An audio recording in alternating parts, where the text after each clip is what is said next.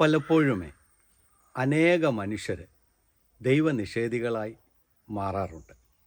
അതിന് അനേക കാരണങ്ങളുണ്ട്. അതിൽ ചിലതാണ് അധ്വാനിക്കാതെ കിട്ടുന്ന പണം, അർഹതയില്ലാതെ കിട്ടുന്ന സ്ഥാനമാനങ്ങൾ, പലപ്പോഴും രോഗങ്ങളെക്കുറിച്ചോ ദുരിതങ്ങളെക്കുറിച്ചോ കഷ്ടപ്പാടുകളെക്കുറിച്ചോ അറിയാതെ കടന്നു വരുന്നവർ.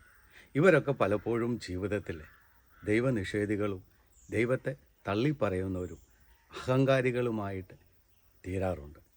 എന്നാൽ ഇതേ മനുഷ്യൻ ദൈവമുണ്ടെന്നും ദൈവത്തോട് അടുത്ത് ചെല്ലുന്ന ചില സാഹചര്യങ്ങളും കടന്നു വരാറുണ്ട്. കാരണം കിട്ടിയതെല്ലാം നഷ്ടപ്പെട്ടു പോയി കഴിയുമ്പോൾ, എല്ലാ വഴികളും അടഞ്ഞു കഴിയുമ്പോൾ ഇവർ ദൈവ അന്വേഷികളായിട്ട് മാറുന്നത് നമ്മൾ കാണാറുണ്ട്. ചെയ്തുകൊണ്ടിരിക്കുന്ന ജോലി നഷ്ടപ്പെടുകയും ചെയ്തുകൊണ്ടിരിക്കുന്ന സ്ഥാനമാനങ്ങളിൽ നിന്ന് താഴെ പോവുകയും ചെയ്യുമ്പോൾ, ആ വഴികളെല്ലാം അടയുമ്പോൾ ഇവർ ദൈവത്തെ അന്വേഷിക്കുന്നത് നമുക്ക് കാണുവാനായിട്ട് സാധിക്കും. ആരോഗ്യവും സൗന്ദര്യവും നഷ്ടപ്പെട്ട് മാറാ രോഗങ്ങളിൽ അകപ്പെട്ട് കഴിയുമ്പോൾ അവസാനം കിടക്കയിൽ കിടന്നുകൊണ്ട് ഇവർ ദൈവത്തെ വിളിക്കുന്നത് നമുക്ക് കാണുവാനായിട്ട് സാധിക്കും. സ്നേഹമുള്ളവരെ, പലപ്പോഴും അഹങ്കാരവും അഹന്തയും ഞാനെന്ന പാപവും ഇതൊക്കെ നമ്മളെ ദൈവത്തിൽ നിന്ന് അകറ്റിക്കളയും. അതുകൊണ്ട് തന്നെയാണ് ദൈവവചനം നമ്മളെ ഓർമ്മപ്പെടുത്തുന്നത്, എൻ്റെ ആത്മാവെ കർത്താവിനെ വാഴ്ത്തുക, അവിടുന്ന് നൽകിയ അനുഗ്രഹമൊന്നും മറക്കരുത്.